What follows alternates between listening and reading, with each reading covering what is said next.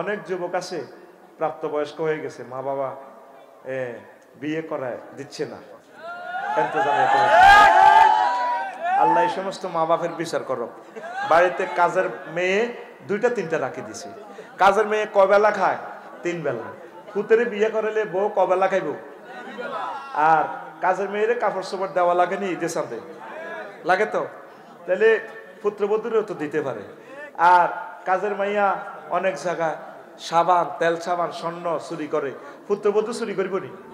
কাজের মাইয়া থেকে হোলাইন টোলাইন হইব নি? ওইলেও কিন্তু হারামজাদা জার্গ হইব। আর যদি নিজের হোলাতু হয় ফুটফুটে, আরেক বাড়ির মেয়ে এটা পুত্রবধূ বানাই এলেন, আপনার কোলে নাতি দিব, শ্বশুরজি আসসালামু আলাইকুম, ফুটফুটে সুন্দর পিন্টুর ছেলে কি, হ্যাঁ নান্টু করছে ইব্রাহিম, সুন্দর একটা নাম। তো আল্লাহ যাতে বিয়ে শাদী করা, মা বাপেরা দ্রুত বিয়ে শাদী করেন। ফোলাইন ফেসবুক দেখি ঠিক দেখতে পাইতেছে না। আর বিয়া কেমনে তোর কাছে দিব? তুই আয়নার কাছে খাড়াস, তোর মানুষের মতো লাগেনি। তোর ফ্যান ইডি হেরা হেরা চুল ইডি দেখছ বন্যা ইয়ালের লাগে, আস্তা ডাকাইতে লাইনি লাগে। তুই যেভাবে হুন্ডাটা চালাস, কুত্তা গরু চোরও তো এভাবে হুন্ডা চালানো।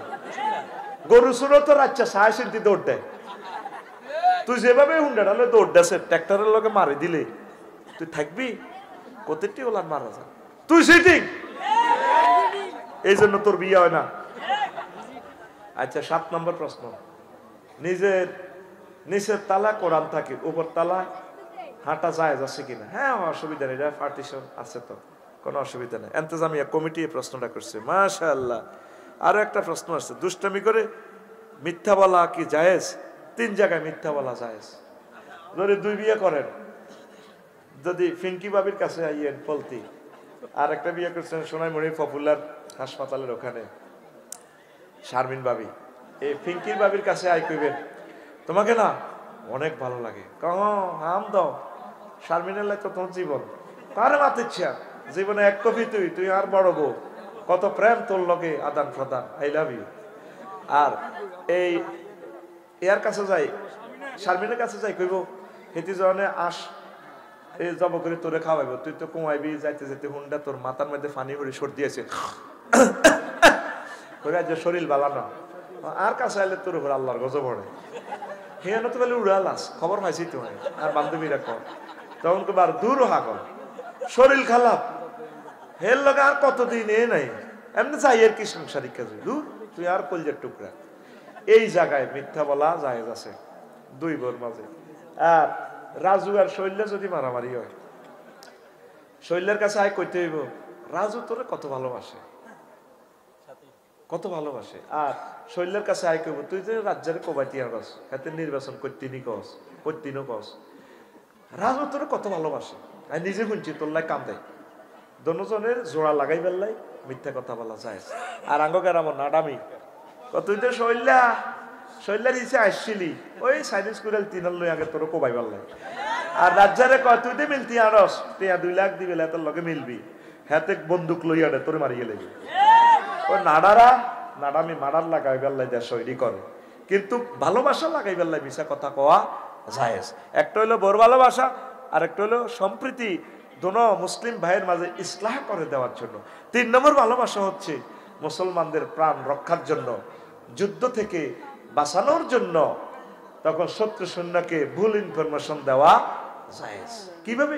যদি কেউ বলে রাজুরে দেখছেনি মুসলমানদের একটা সেনার দল এই একটা ব্যাটালিয়ন সৈন্যের দিকে গেছিনি, একটু আগে দেখছিলাম তখন কনভয় গেছে, খেয়াল করি না। হ্যাঁ, শ্যামবাগ কলেজও মারামারি হয়েছিল, মিন্টু গুরু ভাইছিল তো কনে গেছে কথা কো ভাই, কনে গেছে? হ্যাঁ কিটা খেয়াল করি তো, আসলে গেছিল তো রাস্তা সাইড করে দৌড় দি, এ হতে গেছে না হে হতে, ভাই লাজগন এমন দিকে গেছে, আসলে হে দিকে গেছে। এভাবে তারা মিস ইনফরমেশন করবেন, জায়েজ আছে। বিশ্বনবী মুহাম্মদ রাসূলুল্লাহ সাল্লাল্লাহু আলাইহি সাল্লাম এই ইনফরমেশন দিয়েছে, সুবহানাল্লাহ কোন। তাইলে আর দুষ্টামি করে মিথ্যা কথা বলা যাবে? মিথ্যা কথা কয় জায়গা, জায়গায় বলে দিছি। 8 নম্বর প্রশ্ন, হিন্দুদের ঘরে কি খাবার খাওয়া যাবে?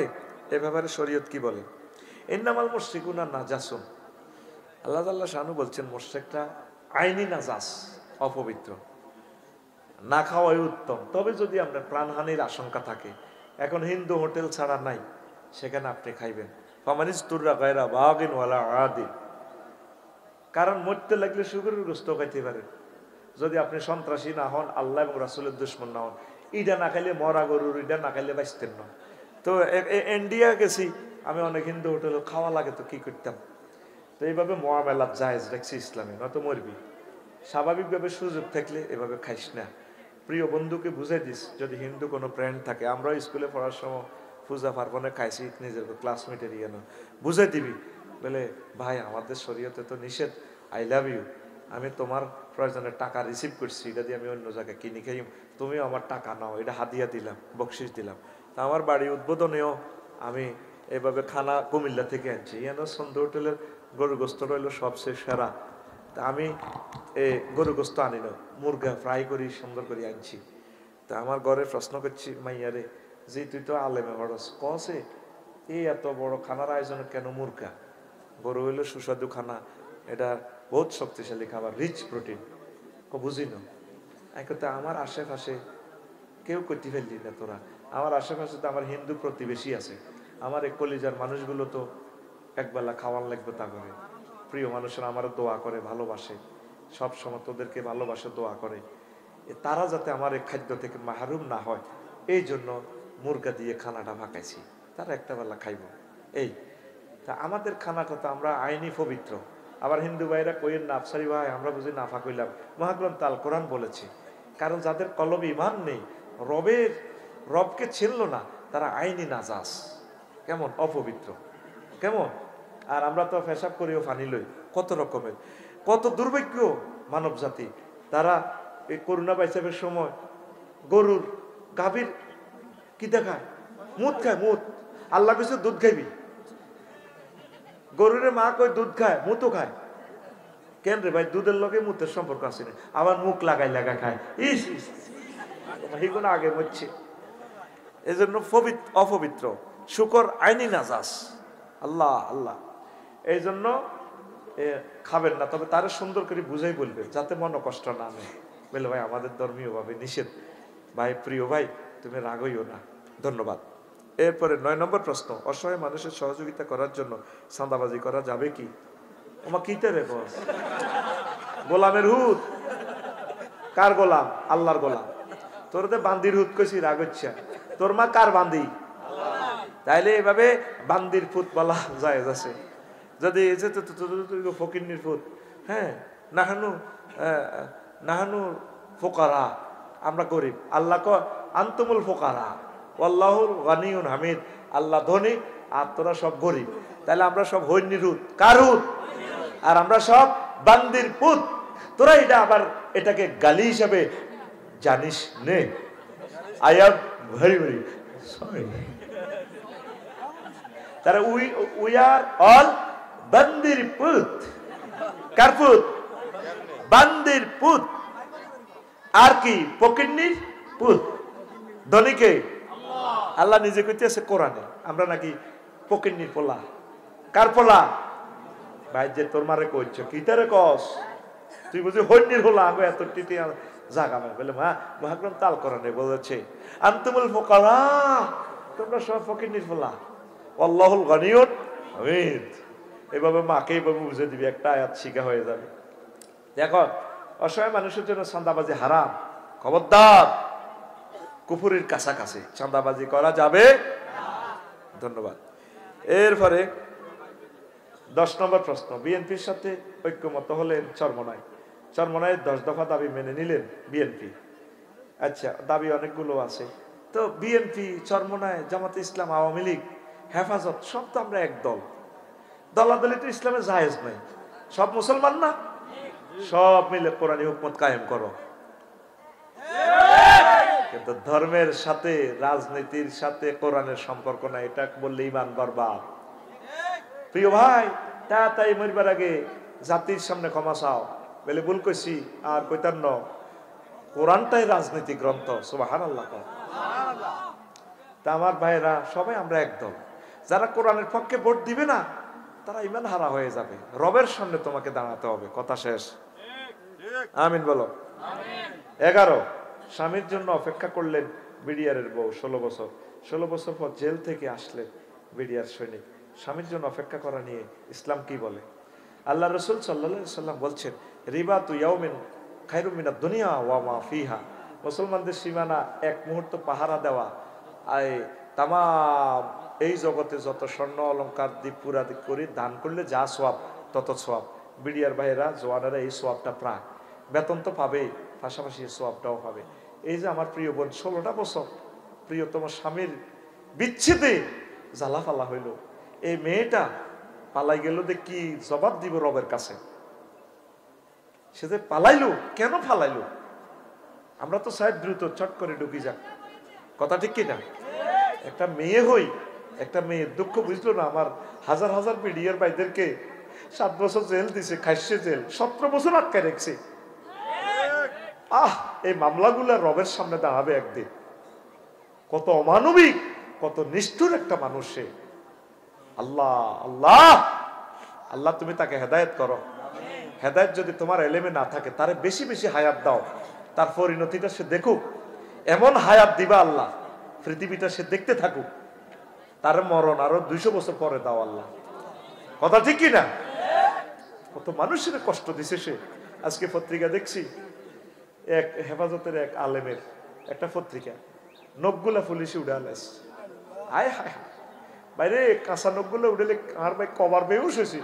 আয় হায় মাগো, আয়না করে কত কষ্ট দিছি। ও উল্টা ঠ্যাঙ্গের উপদি বাঁধি 2 দিন লটকা রেখছি। ফেডের আতই জই নাক দি ফেসব থাকে না মারিবার কথা। আয় হায় হায় মাগো, কত শাস্তি এই মেয়েটা মানুষগুলারে দিছে। কেমনে রে তোরা এখন আওয়ামী লীগের কথা কস? নামিটা ফালতাই তোরা সারি মুসিডি বিডি যা। দল নিষিদ্ধ হইব, মানুষ নিষিদ্ধ হইতো না। তোরা আঙ্গ কল জামাইতে চলিয়া একসাথে আমরা তো করে কোললে জান্নাতে লই যাই। কোরআনের দিকে চলিয়া তওবা কর বলে আফসারি ভাই ভুল করছি, জীবনও আর এসবের দিকে যাইতাম না। বিড়িখোর কোনোদিন আমার আব্বা ন। কথা ঠিক কিনা? বিড়িখোর কি এর আর আব্বা? হেতার আব্বা ঠিক আছে নি? তোর কথা কয় না। আব্বা কবি ঠিক মতো কোরআনে বলে দিছে, আব্বা কারে কবি? হ্যাঁ ঠিক আছে নি? একটা গ্রাম্য সংস্কৃতি, কাপড়ের কাঁচা, কাপড় কিনবি কাঁচা দেখি, বিয়া করবি সেটা আর কইতার না। আব্বাকে চইব কোন জাতের আব্বা? ইব্রাহিম খলিলুল্লাহ। কেমন আব্বা? মূর্তির সাইজ করে দিছে আর আব্বা। লিল্লাহি তাকবীর। এইটা হলো আর আব্বা, জাতির আব্বা। মিল্লাতা আবিকুম ইব্রাহিম। বিড়ি ঘুরে আব্বা কস, তোর বিবেক কুত্তে হিসাব করছে। প্রাণ যদি কয়েক কোটি বার চলে যায়, তার আব্বা কইতার ন। কি আব্বা? এতে আব্বা কি? জীবনে যে একটা স্কুল দিয়ে যেতে পারে না, তার নামে ইউনিভার্সিটি গুলা আল্লাহর তরফ থেকে এগুলা নাজিল হয়েছে। মাগো কোরআন শরীফের ভিত্তি পর্যন্ত ইডা হিডা ইডা হিডা ওরে কথা কয় না। ইডা করিয়ে লেছে যেন হাতের আব্বা দান বেচা হইয়া। এটি আমাদের ট্যাক্সের টাকা। ভাত খাইতেও বাথায় না। অনেকে মধুমতি নদীতে নৌকা চুরি করছে, জীবনী ওরই যাবে না। আজ 40 কোটি মানুষের রিজিক লেগেছে একটা ফলা। 100 বছরের রিজিক, 100 বছরের বাংলাদেশের বাজেটের সমপরিমাণ টাকা এই ফলা ফাসার করছে। তার লাশ আইব নিবার এই দেশ, তার লাশটাও এই দেশে রিসিভ করবে না। লেখিরা আমাদেরকে কষ্ট দিছে আমাদেরকে। আল্লাহ আমার এই বিডিআর ভাইদেরকে তুমি ফসাইয়া দাও। তাদের এই যৌবনত্ব, আম্মাজিদের এই কষ্ট, তুমি ছাড়া আর কে তাদের কষ্ট ফসাই দিবে? আল্লাহ তুমি তাদেরকে খাস রহমত দিয়ে আল্লাহ সাহায্য করো। আল্লাহ কেমনে পুরস্কার দিলে হয়, তুমি এই পুরস্কারটা তাদেরকে দাও। আজমি আজমের কত কষ্ট দিছি। বাংলাদেশের সবচেয়ে বেশি স্কোর পাইয়া এই ব্রিগেডিয়ার জেনারেল এই আজমি আজম। একটাই অন্যায়, গোলাম আজম সাহেবের সন্তান।